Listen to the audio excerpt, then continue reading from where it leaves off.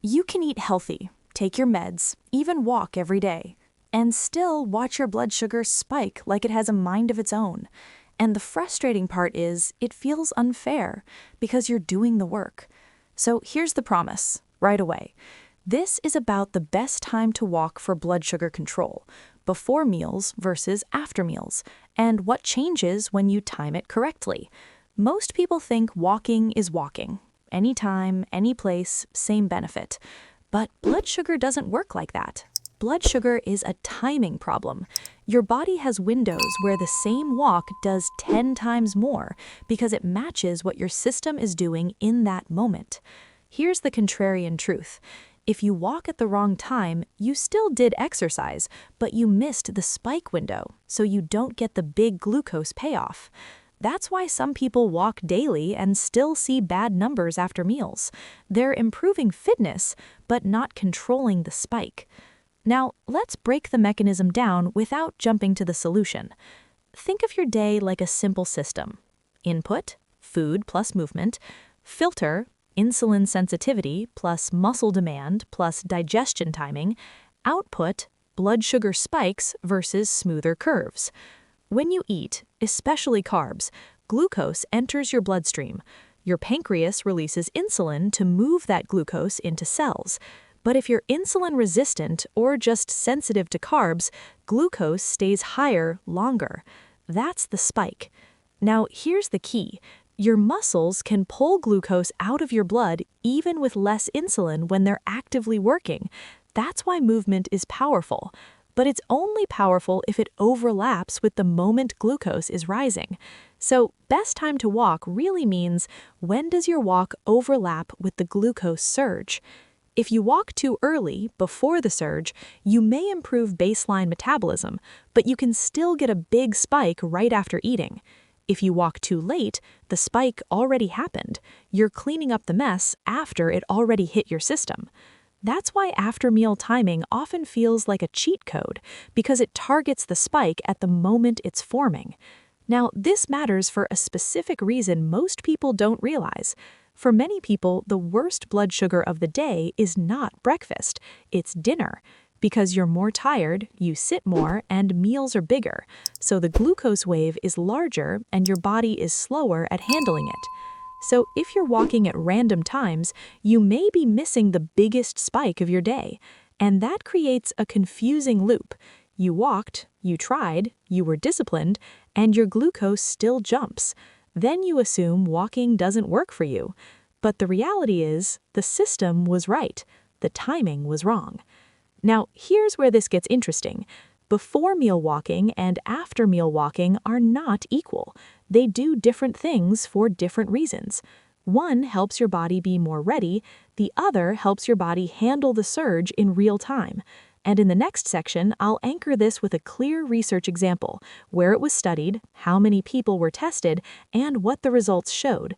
Then we'll build the simple step-by-step framework to choose the best timing for your meals. Let's anchor this in research, not opinions. A strong way to judge before versus after meals is to look at studies that actually test timing and measure glucose. One clear example comes from researchers led by Loretta DiPietro, published in Diabetes Care.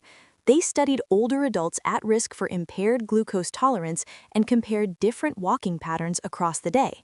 The key idea was simple. Instead of doing one single long walk, they tested short bouts of walking after meals, because that's when glucose is rising. The result? Post-meal walking improved 24-hour glycemic control, and it was especially effective at reducing post-dinner glucose, the time many people spike the most. Another strong piece of evidence comes from a trial led by A.N. Reynolds, published in Diabetologia, comparing walking after meals versus walking at one single daily time. The key result? The after-meal walking strategy reduced the overall post-meal glucose exposure more, and the improvement was particularly strong after the evening meal, when people typically eat more carbs and sit more. So what do these studies point to? Not a motivational message, a timing message. Your body handles glucose like a wave. When you eat, glucose rises. The question is, do you give your muscles a reason to pull that glucose out of the blood while it's rising? Because muscle contractions act like a shortcut. They increase glucose uptake into muscle, partly through pathways that don't rely only on insulin. That's why walking can lower a spike even if your insulin response isn't perfect. Now, this is where people get confused between before meal and after meal. A before meal walk can help your body be more insulin sensitive going into the meal. It can reduce baseline stress and improve readiness. That's real. But an after meal walk overlaps with the glucose surge. It's like catching the wave as it starts, instead of cleaning up after it already hit. That's why after meal walking often shows a bigger immediate effect on post-meal numbers. And here's the practical truth. Most people don't lose blood sugar control because of one big problem. They lose it because they stack 3 small things: a carb-heavy meal, then sitting, then time. That stack creates the spike. So the goal is not walk more. The goal is to interrupt the stack at the right time. Now you can already see the system. Input, meal timing plus movement timing. Filter, digestion speed plus insulin sensitivity plus muscle demand. Output, spike height and how long it stays high. When the walk happens at the right time, the filter changes. The same meal creates a smaller spike. The same body gets a smoother curve. Now we build the simple framework: when to walk before meals, when to walk after meals, and the exact minimum dose that gives you the biggest glucose payoff without turning your life into a workout plan. Now we go into the value loop. Step 1, Step 2, Step 3 in the order that actually makes this work in real life. Step 1 is the second best first move. It helps, it's simple, but it's not the biggest lever yet. Step 1. Walk before meals when your problem is high fasting or high pre-meal sugar. What it is? A short walk before you eat, especially if your glucose is already high before the meal. Why it matters? It can lower baseline glucose and improve insulin sensitivity going into the meal. How to do it? Keep it easy and consistent, 10 to 20 minutes at a comfortable pace. This is useful if you wake up high or if your pre-meal numbers are high, or if stress makes you run hot in the morning.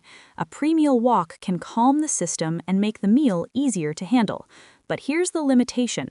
It doesn't always catch the spike at the moment it rises. It makes you more ready, but it doesn't always shrink the peak as much as the next strategy. That's Step 2, the invisible switch. Step 2, walk after meals to catch the spike window. What it is? A short walk after eating, ideally soon after the meal.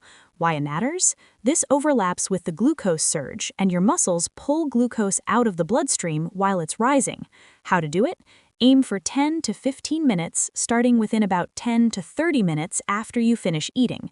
This is the move that most people underestimate because it's not hard exercise, it's a timing tool. If you eat and then sit, glucose keeps climbing. If you eat and then walk, you interrupt the climb. And here's the detail that makes this powerful. The evening meal is often the worst spike of the day. Meals are bigger, sitting is longer, and your body is more tired. That's why post-dinner walking often gives the biggest before versus after difference. Now, the biggest secret in the middle, the factor that decides whether walking works for your blood sugar or barely moves the needle. Step 3. Biggest secret. What it is? Preventing the worst combination for glucose, food followed by stillness. Why it matters? The spike isn't just the meal, it's the meal plus sitting plus time. How to do it? Make post-meal movement automatic, even if it's small. If you do a 10-minute walk after a meal, you're not trying to burn calories, you're changing the filter that controls the spike. And if you can't walk, the rule still stays the same. Move your muscles after eating. Stand and move around the house. Do light marching in place. Do gentle stair steps if safe.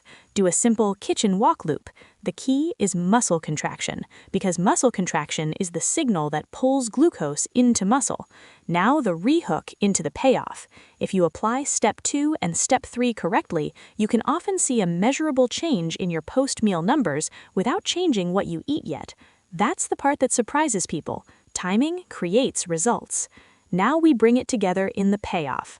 The best time to walk depends on which number is your biggest problem: fasting, post-meal peak, or evening spikes, and the clean plan to test it for 7 days so you know exactly what works for your body. Now we bring it together with the payoff. The best time to walk depends on which number is your problem, because blood sugar control has 3 common problems. 1. Fasting or morning numbers are high. 2. Post-meal spikes are high. 3. The evening spike is the worst one. So here's the rule that makes the whole thing simple. If your goal is to reduce the spike, walking after meals usually gives the biggest immediate payoff because it overlaps with the glucose rise. If your goal is to lower baseline before eating, a short before-meal walk can help, especially if you're already high before the meal. But if you want the most consistent before versus after difference on a glucose meter, the evidence keeps pointing to the same place. Short walks after meals, especially after dinner, can improve overall daily control. In DiPietro's study on older adults at risk for impaired glucose tolerance, they compared 3 15-minute walks after meals against a single longer walk, and the post-meal approach significantly improved 24-hour glycemic control, with strong impact on the post-dinner window. In Reynolds' randomized crossover study in type 2 diabetes, advice to walk after meals lowered post-meal glucose more than walking at one single daily time, and the improvement was especially strong after the evening meal, when carbs and sitting time are usually highest. So what does that mean for you in real life? It means you don't need to walk more, you need to walk smarter. Here's the practical timing framework. Option A, after meal walk. The spike catcher. Start within about 10 to 30 minutes after eating and go for 10 to 15 minutes at an easy pace. The goal is not intensity. The goal is to interrupt eat plus sit. Option B, before meal walk. The baseline helper. If your pre-meal number is already high, do 10 to 20 minutes before eating. This is the get ready move. It can make the meal easier to handle, especially in the morning. Now, the clean way to test this, so you're not guessing, run a 7-day timing test. Day 1 through 3, keep meals mostly similar. Do 10 to 15 minutes after the biggest meal, usually dinner. Check your glucose 90 minutes after eating and compare it to your normal pattern. Day 4 through 6, do the same length walk but before the same meal. Check the same 90-minute post-meal number again.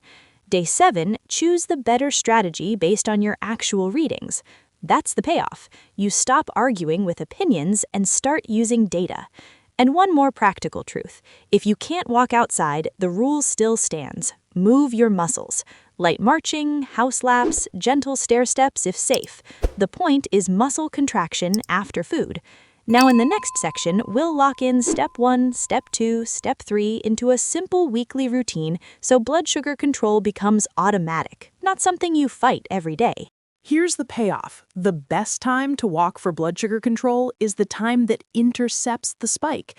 And for most people, that means after meals, not whenever you have time. Because the spike is not just caused by food, it's caused by food plus sitting. That's the stack you're breaking.